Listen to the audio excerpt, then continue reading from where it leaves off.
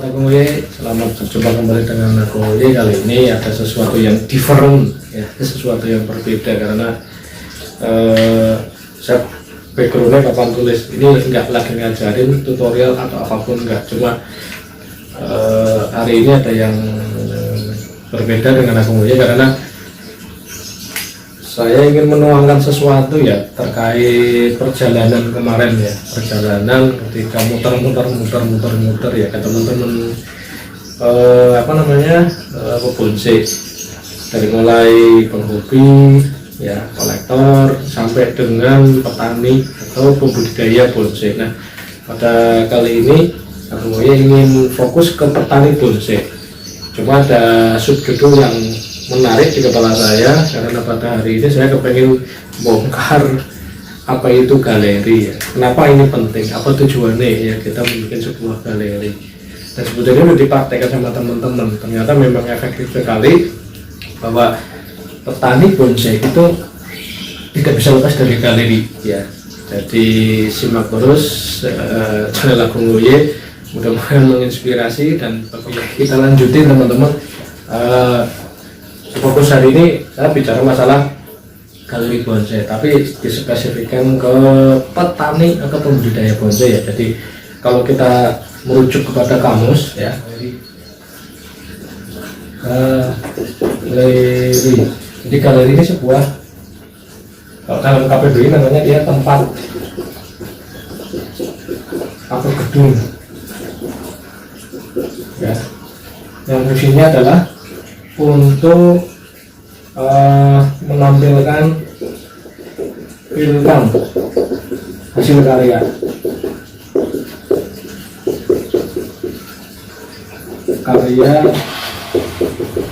seni. Nah ini, jadi ini ada dua komponen, dia tempat, dan tempat ini untuk apa? Untuk menampilkan satu hasil karya seni. Nah ini penting banget, kenapa? Nanti kita kaitkan dengan bonsai, jadi galeri bonsai. Cuma nanti saya bicara masalah galeri bonsai, tapi nanti dia versinya adalah untuk versi petani atau pembudidaya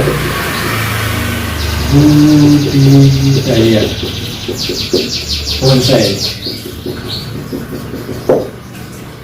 Kita fokus adalah pada galeri bonsai, tapi untuk petani bonsai. Jadi seberapa pentingnya galeri bonsai ini untuk petani bonsai.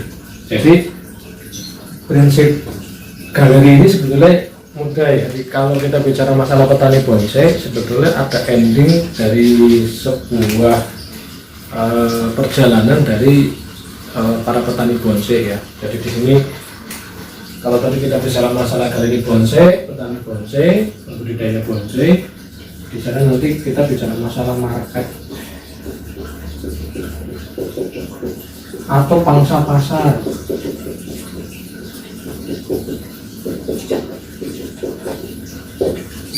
Ya. Nah ini boleh dikatakan calon pembeli. Calon pembeli itu belum tentu kolektor, belum tentu ya. Saya intinya calon pembeli di market pasar ini penting. Jadi seberapa pentingnya galeri bonsai bagi petani bonsai? Nah ini karena ada faktor ini ya. Jadi bagaimana market atau pangsa pasar ya, atau calon pembeli ya kan tertarik ya dengan bahan-bahan yang lagi di program ya oleh para petani maksudnya. Nah kalau galeri bonsai itu enggak terlihat rapi, cantik, cakep ya. Jadi ibarat kalau kita lagi jualan, galeri ini etalase kita, etalase tempat di mana kita itu mendisplay barang-barang yang akan kita jual. Begitu pun di sini ya. Jadi galeri bonsai itu penting karena nanti ada market atau pasar atau calon pembeli. Jika petani bonsai itu Dan saya kemarin senang banget banyak teman-teman yang sudah memiliki galeri bonsai ya. Jadi nanti ini merupakan satu rangkaian ya. Jadi galeri bonsai ini hanya mata rantai saja ya, dari siklus petani bonsai. Siklus apa itu kita lanjutkan next video. Kita lanjutin, kita bicara sekarang siklus ya. Jadi kalau kita bicara masa siklus petani bonsai ya kan, jadi yang pertama itu adalah bicara masalah bahan. Nah, nanti di sini nextnya adalah di bahan, terus dia program. Nah ini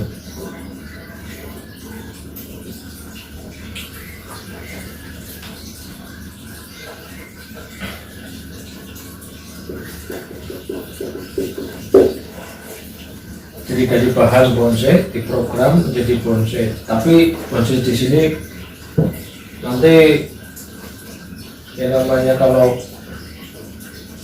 perjalanan kemarin ya, satu bonsai aja itu membutuhkan sampai dari bahan sampai jadi itu minimal, kalau dari apa namanya bukan dari hunting ya, kalau dia memang program dari nol itu butuh waktu 15 tahun lah, kebayang ya, itu udah matang tuh ya.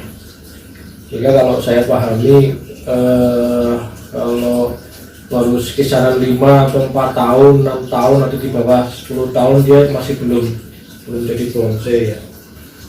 Ya, jadi bahan atau bibit ya, dari bahan bibit diprogram terus menjadi calon bonsai. Nah ini nah ya, baru galeri itu penting. Nah ini galeri ya, jadi galeri itu bisa juga di dalamnya nanti maskot ya dari seorang petani ya kan, atau bahan-bahan yang memang sudah dari ngeground ya, terus dia seleksi akar ya, kerangkanya udah dibentuk ya, sudah mulai bentuk ya, apa namanya gerak dasarnya udah mulai dapat kelihatan, nggak dirawat di galeri. Jadi jumlahnya nggak banyak, nggak seperti di fase ini ya. Jadi ini udah seleksi lah. Nah inilah, jadi ini ibaratnya petani ya, akan dilihat adalah ininya pasti ya kan, ini hasil karyanya di sini ya, dari sebuah proses dari bahan sampai program. Nah ini masuk ke galeri ya. Jadi seberapa pentingnya galeri ini ya kita lanjutin ya teman-teman. Jadi kita bicara masalah persaingan sekarang ya, apa hubungannya petani, pembudidaya bonsai ya, dan persaingan. Jadi buat teman-teman pembudidaya bonsai, karena apa? Inilah letak bagaimana kita meningkatkan skill untuk teknik pemrograman. Karena kita bicara masalah pangsa pasar.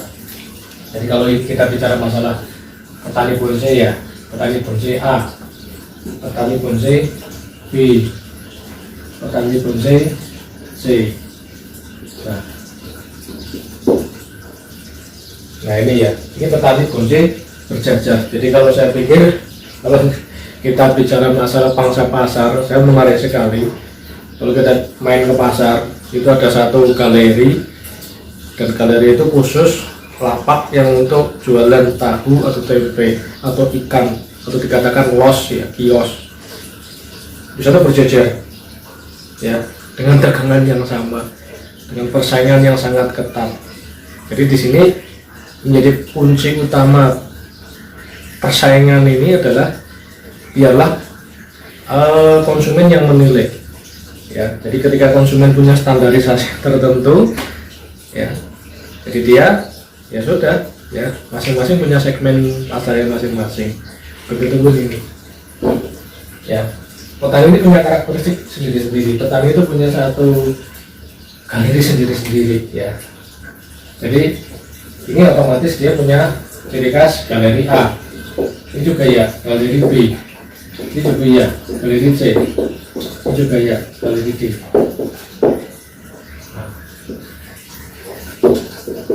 Nah inilah ya market atau pangsa-pasar.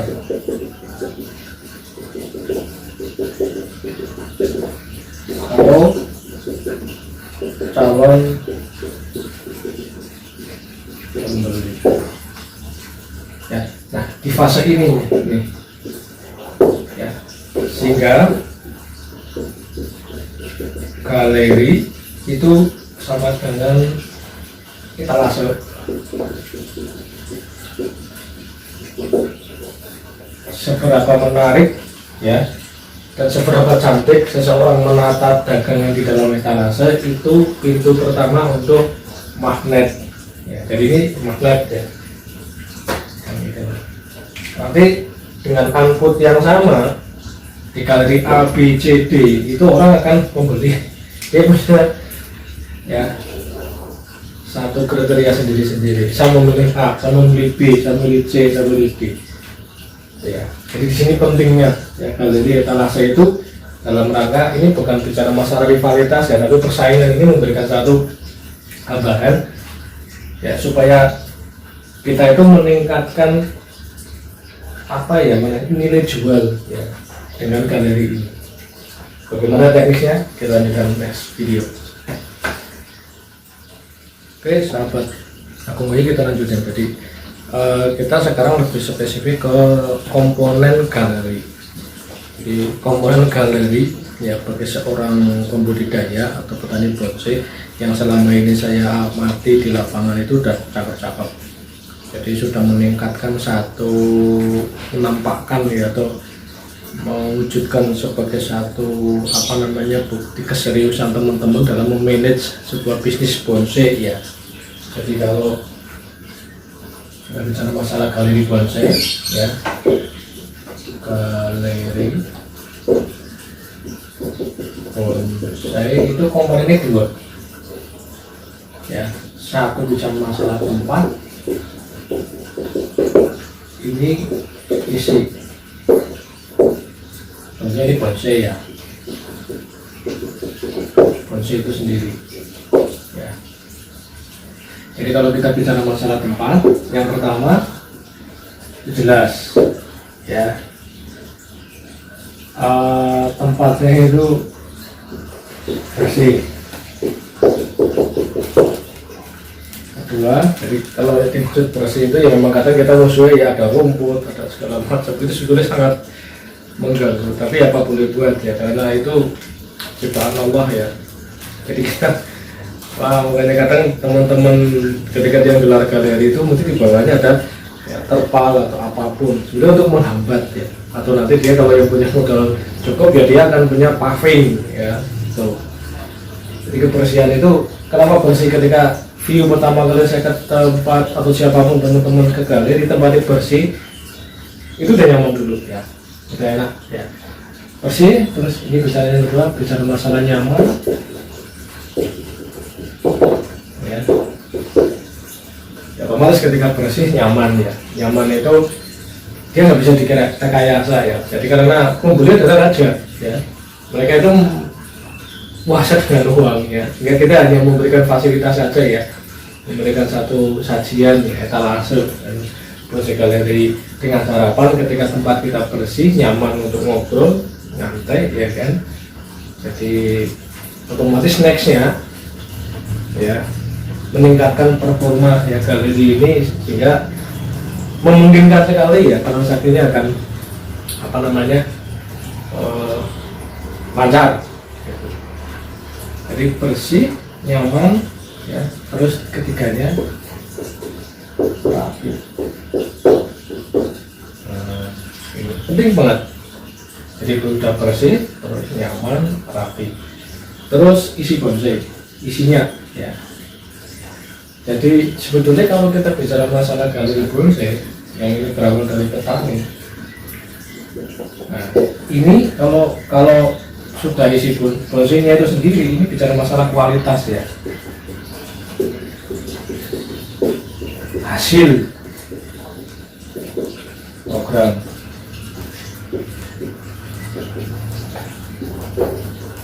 Makanya kadang orang membutuhkan train untuk mentrainer, ya, Ya, trainer itu penting. Trainer itu kan orangnya ya. Training itu prosesnya ya.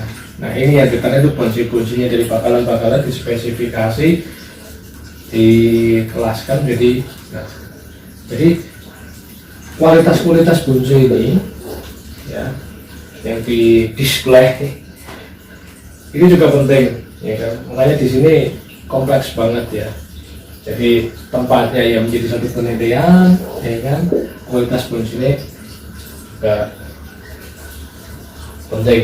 Nah ini galeri bronze dari sudut tempat, lokasi, dan bonsenya itu sendiri. Nanti ada yang lebih penting di luar ini semua.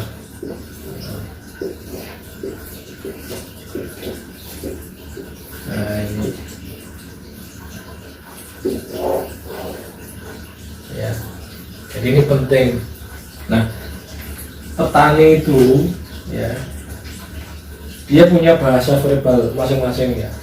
Jadi ini menawarkan ini semua ya kan, dia harus punya bahasa komunikasi yang baik ya. Kebanyakan ya ketika kita datang ke suatu tempat sudah bersih, nyaman, rapi, kualitas programnya bagus, tapi ya cara menawarkannya julid, gak nyaman, aduh jangan harap deh. Tapi tempatnya ya biasa-biasa aja, kualitas bajunya biasa-biasa aja.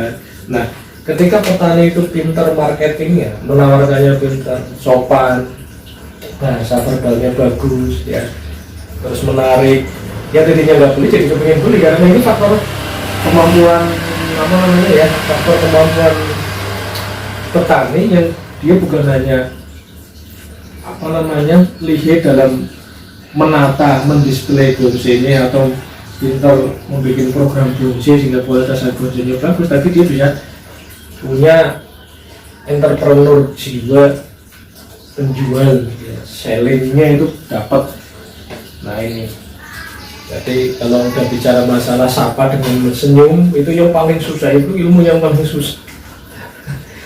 Jadi di sini menjadi seorang petani bonsai ternyata ya luar biasa ya, pembudidaya bonsai itu luar biasa, jadi sedemikian luar biasa karena saya hanya memberikan satu apa namanya ya, satu rangkuman dari kemarin perjalanan saya silaturahmi ke teman-teman. Ternyata ada kesimpulan yang luar biasa dari bisnis bonsai.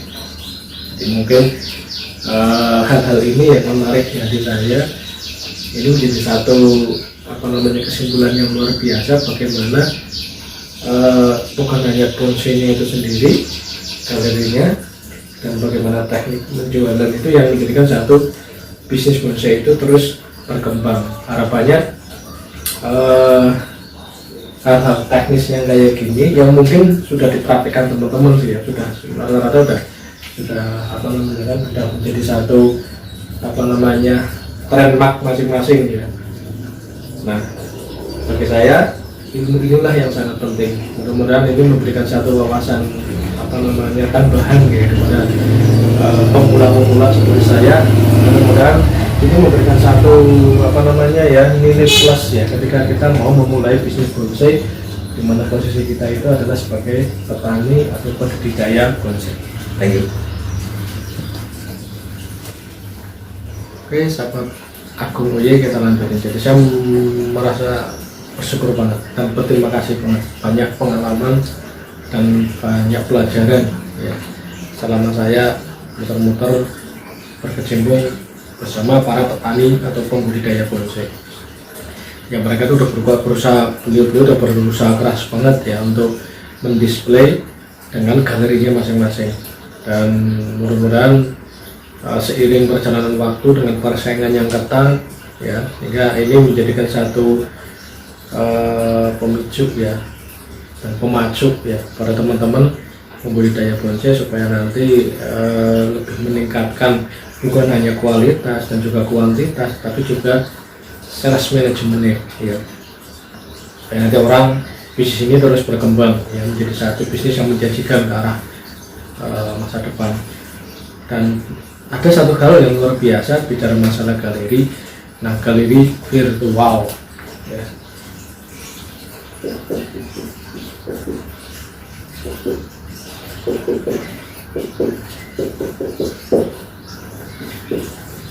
Nah, ini juga luar biasa. Jadi gini, ada semacam fasilitas ya media elektronik yang luar biasa ya, sehingga kita itu nggak butuh tempat ya secara spesifik, karena kadang kan kita bicara masalah galeri itu nomor satu lahan ya. Pertanyaannya, waduh saya punya bahan-bahan yang lalu tapi saya tempat terlalu sempit, bagaimana mendisplay, bagaimana memberi penawaran kepada calon-calon pembeli di luar sana ya, tapi tempat saya terbatas ya, gitu. Nah ini hari ini virtual, apa itu kita lanjutkan next video. Thank you, bersambung.